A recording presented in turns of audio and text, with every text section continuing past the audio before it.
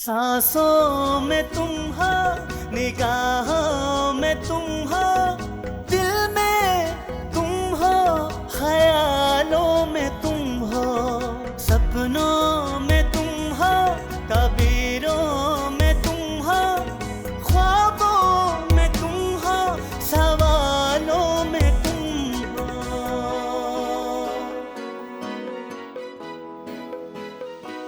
तुझसे दूर न रह पाऊंगा, मैं तेरा हूँ, मैं तेरा हूँ, मैं तेरा हूँ, मैं तेरा हूँ।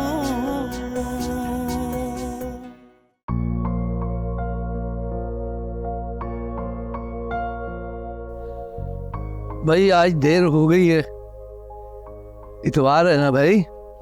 वैसे भी ये दिनों के का फर्क तो हम लोगों को टेंशन है इसकी, दिन साल महीने, तुम्हें तो इससे कोई फर्क नहीं पड़ता है। क्या बात।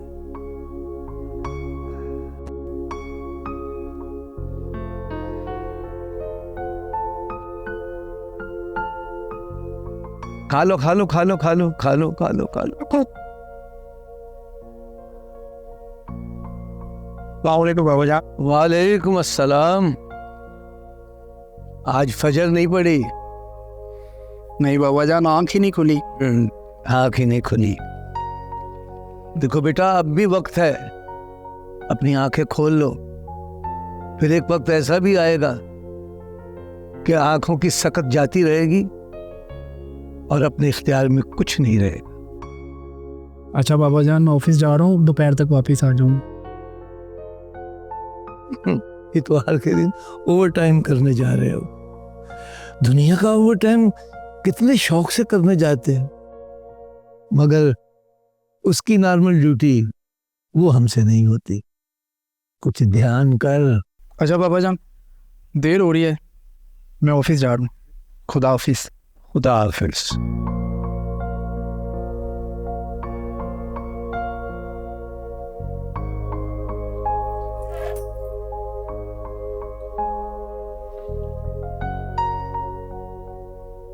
शहरी पुत्र, मैं ठीक कह रहा हूं? जी जी बाबा साईं, आप बिल्कुल ठीक कह रहे हैं। अगर मैं ठीक कह रहा हूं तो फिर यहाँ बैठा क्या कर रहा है? बाबा साईं, मैं पूरी कोशिश कर रहा हूं कि कोई फैक्ट्री या कारखाना यहाँ मिल जाए। अब हमें शहर में रहना है, बल्कि बाकी सबका भी यही प्लान है, सभी लोग शहर में रहना चाहते हैं। और बहरोज, उसकी क्या मर्जी? बहरोज कह रहा था मैं अब इधर ही रहूंगा। उसने तो यूनिवर्सिटी भी पसंद कर ली है, कह रहा था मैं इधर ही पढ़ूंगा। बता रहा था बाबा साईं से बात करूंगा। और जमीनें हमारी पूरी जागीर है वहां पे, आधे गांव के मालिक हैं हम लोग, उनका क्या बनेगा? जब तक मैं जिंदा हूं तब तक तो मैं इन्हें देख लूंगा, मेरे बाद उन्हें कौन देखेगा? बाबा साईं, आप फिक्र मत करें, सब ठीक हो जाएगा। एक बार शहर में पांव जमा लें, और जमीन कहाँ भागी जा रही है, हमारे पास ही तो है। वो हमारा मुंशी है ना, हमारे एतबार का आदमी है, और हम भी आते जाते रहेंगे। मैंने फैसला कर लिया बाबा जान, इस बार हम शहर से इलेक्शन लड़ेंगे। यहाँ क्या है? यहाँ तो किसी से जरा सा दुमाने की कोशिश करो, फौरन गले आते हैं। बाबा साईं, ये सबक भी आप ही ने पढ़ाया कि कभी शेर से भी नहीं डरना, और शेर तो हंटर से डर जाता है। अगर बाजुओं में दम हो और हाथों में ताकत हो तो जंगल का शेर भी सर्कस का शेर बन जाता है। एक बार असेंबली के अंदर जरूर पहुंचना है। असेंबली के अंदर की अपनी चास। देख रही हो सफिया मेरे बेटे को? तूने भी अपने बेटे को ऐसा ही बनाना है, जीदार और हौसले वाला। जी बाबा साईं।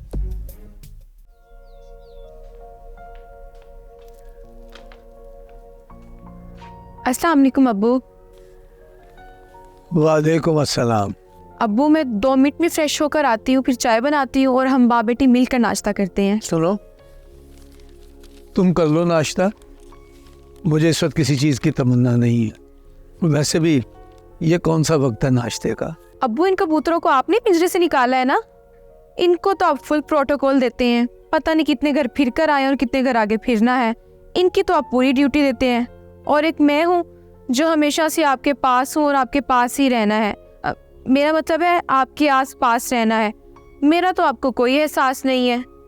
आज भैया भी बगैर नाश्ता किए ही गए होंगे, बेचारे भैया। सिर्फ आज नहीं, ये तो मामूल बन चुका है। हर इतवार को बगैर नाश्ते के जाता है।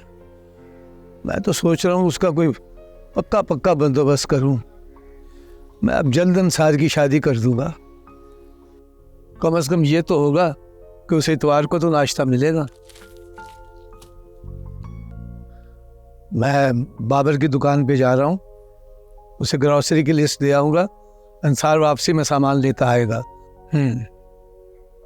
अब्बू जी, भैया के लिए लड़की ढूंढना शुरू करें, उनकी शादी जो करनी है। तू भी ना ड्रामे देख देख के ड्रामेबाज हो गई है।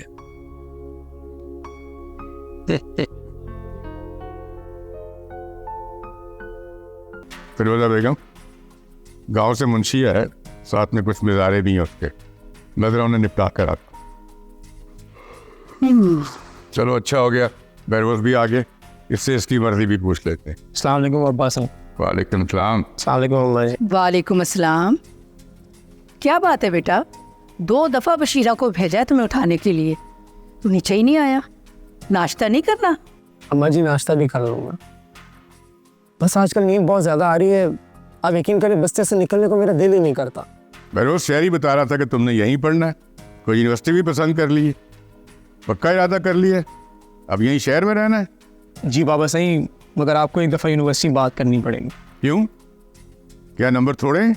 जी बाबा, दरअसल नंबर भी कम है और दाखिला भी आउट ऑफ टर्न है। मुझे यूनिवर्सिटी का नाम बता देना, मैं बात कर लूँ। मेरा ख्याल है डोनेशन देनी पड़ेगी, 20-25 लाख से काम चल जाएगा। बोर्ड वालों से बात करूँगा, एक प्रेजेंटेशन रख लेंगे, दोनों काम हो जाएंगे, तुम्हारा दाखिला भी और हमारा तारफ भी। इधर कहाँ जा रहे हो? गांव से मुंशी आया हुआ है, साथ उसके मज़ारे आए हुए हैं। हाथ जोड़ेंगे, पाँव पकड़ेंगे, जब अदायगी का वक्त होता है यही तमाशा लगता है। आओ मेरे साथ।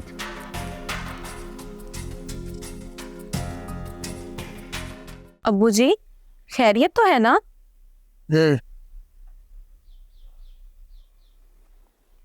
जरूर बाबर ने आपको कुछ कह दिया होगा। मैं अभी खाला को फोन करके आती हूँ। अरे तू कहाँ भागी जा रही है? बैठ यहाँ।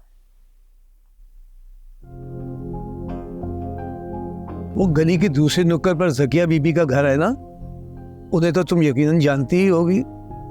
उनके घर के बाहर कोई कूड़े से भरा हुआ शापर लग गया है और वो इसका इल्जाम रशीदा बीबी को दे रही है। बस इसी बात पर दोनों ने सारे मोहल्ले को सर पे उठाया हुआ। अब्बू, आपने भी किसकी बात दिल पे लगा ली? रशीदा खाला के बारे में पूरा मोहल्ला जानता है कि वह कूड़े वाले को पैसे नहीं देती और वो उनका कूड़ा नहीं उठाता।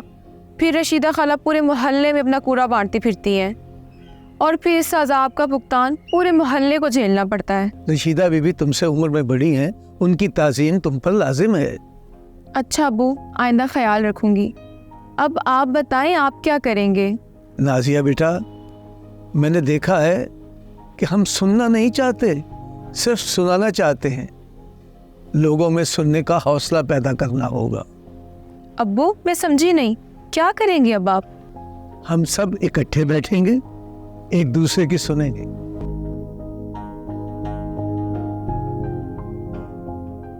इसका फैसला तो अब बाबा साई करेंगे आगे कि तू क्या कहने की कोशिश कर रहा है। तेरी मंतक मुझे को समझ नहीं आ रही।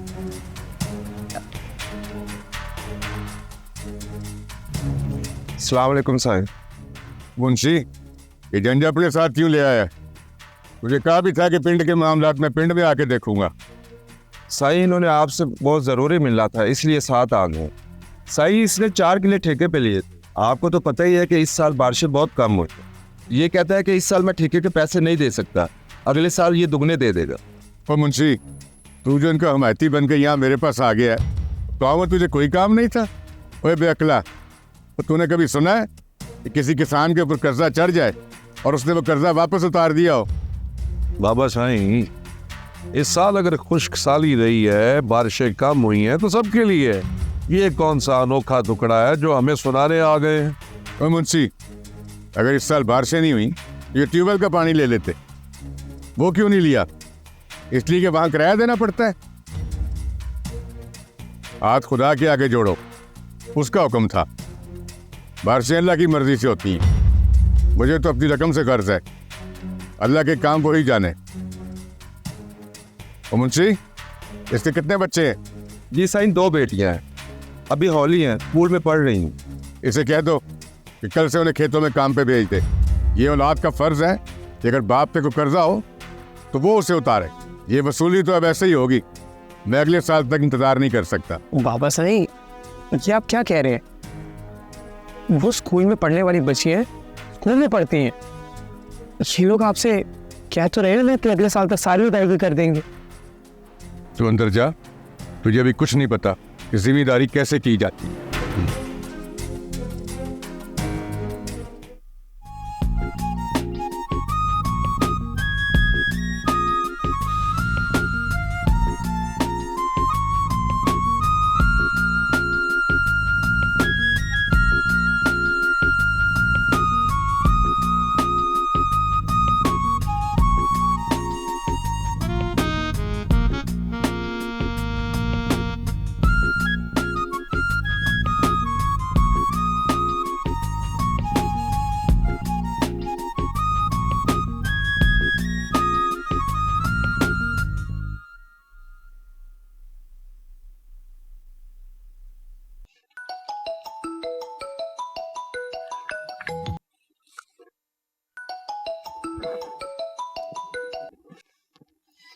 हेलो आपी, कैसी हैं आप? मैं तो ठीक हूँ, लेकिन ये क्या हेलो?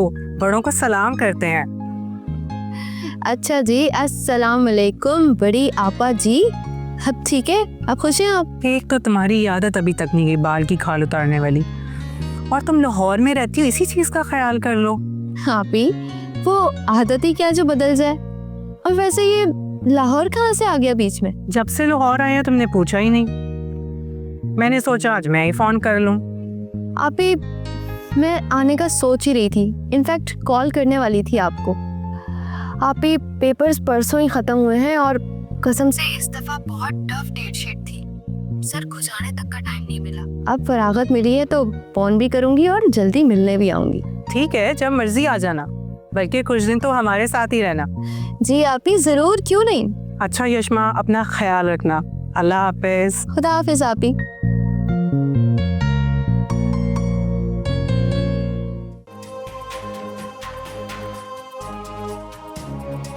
सर, आपने बुलाया? हाँ, ये फजल यहीं पर है या चला गया? जी, वो चला गया। सर, इस बेचारे पे बहुत जुल्म हुआ है। गांव के वडेरों ने उसे पुरजोबन नहर में फेंकवा दिया था। वो तो उसकी किस्मत अच्छी थी सर कि वो बच गया। सर, मैं आज ही रेड करूंगा। वो वडेरे यही लाहौर में हैं, हमारे इलाके में। मलिक शहरोज मलिक जानदाद का बेटा है, और मलिक जानदाद का हाथ हमेशा से मेरे सर पर रहा है।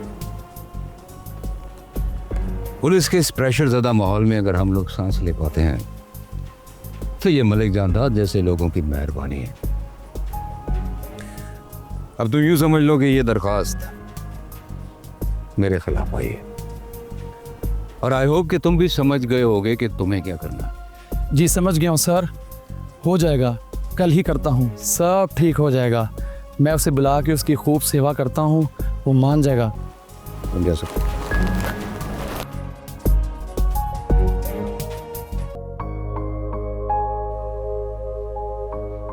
तू क्या ऐसे देख रही है? नजर लगानी है क्या हमारे प्यार को? मैंने क्या नजर लगानी? मेरी कभी किसी को दुआ नहीं लगी, नजर कहाँ से लग जाएगी? अगर दिल से दुआ करेगी तो जरूर लगेगी। नाजी, तूने खाला के घर से तो मुंह ही मोड़ लिया है। कभी दिल नहीं करता खाला से मिलो? एक मैं हूँ जिसे तेरी मोहब्बत खींच लाती है। खाला, जब आपकी मोहब्बत खत्म हो जाएगी तो फिर मैं जरूर आऊंगी। कोई बात नहीं, जब भी तेरा दिल करे ना मुझे मिलने को, मुझे बुला लिया कर, मैं आ जाया करूंगी। नाज़िया आपी, इतरा लो जितना इतराना है। आपको तो पता है अम्मी आपके नखरे ज़रूर उठाएंगी, और एक मैं हूँ जिसे सुबह सवेरे कपड़े धोने पर लगा देती हूँ। वैसे आप तो दोनों की चहेती हो, अम्मी की भी और बाबर भाई की भी।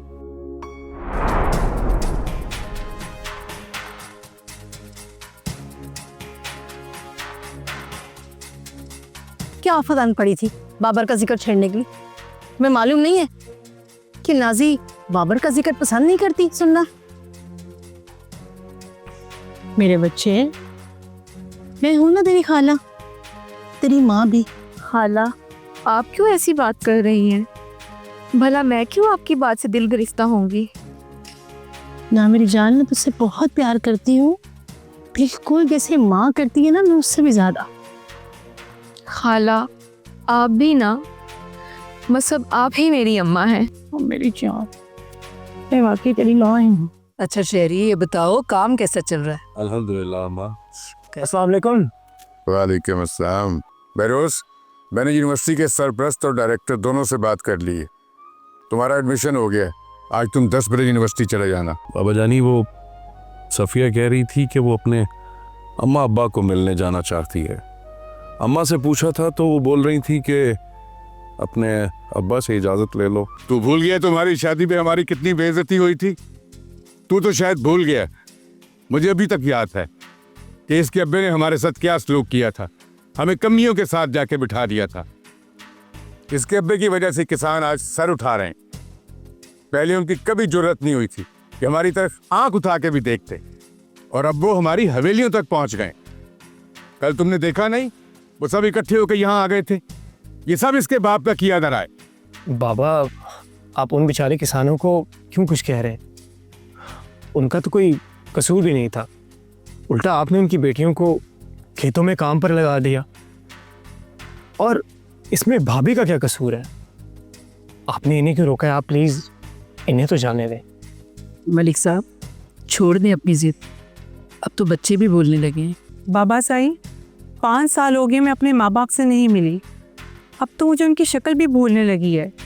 और बाबा तो इफ़ी को बहुत याद करते हैं। इफ़ी ने तो आज तक अपने नाना नानी को भी नहीं देखा। सफ़िया, इस बार तो तू चली जा, लेकिन एक बात ध्यान से मेरी सुन ले।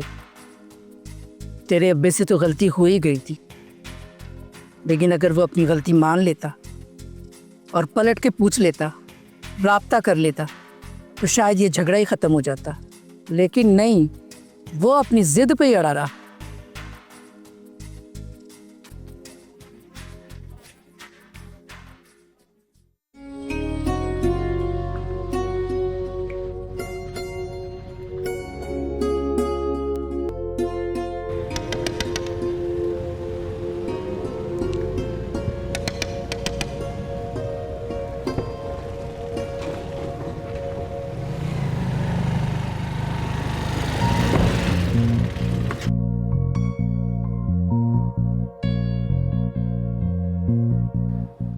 जी फरमाएं, आपने शीशा नॉक किया, कोई काम है आपको मुझसे?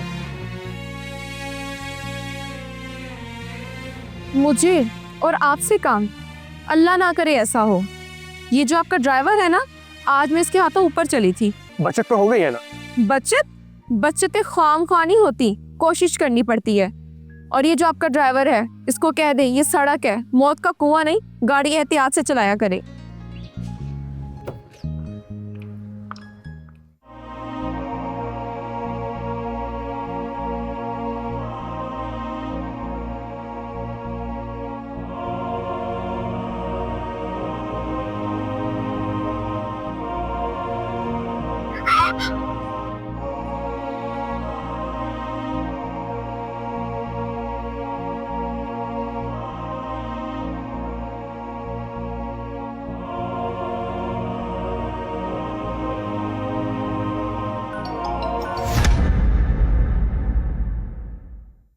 हारून, ये चेहरा याद रखो, बोलना नहीं। जी साईं।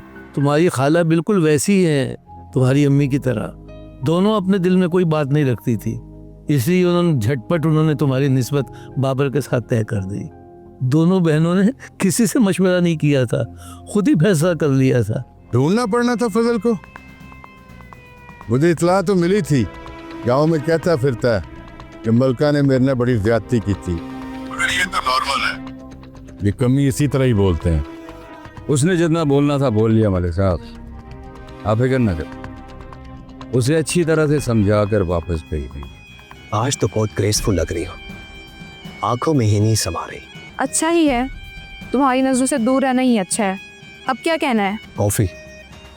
कॉफी पीनी है, यहाँ तो नहीं मिलेगी, कहीं बाहर पीने चलते हैं सेपरेट। मैं तेरा हूँ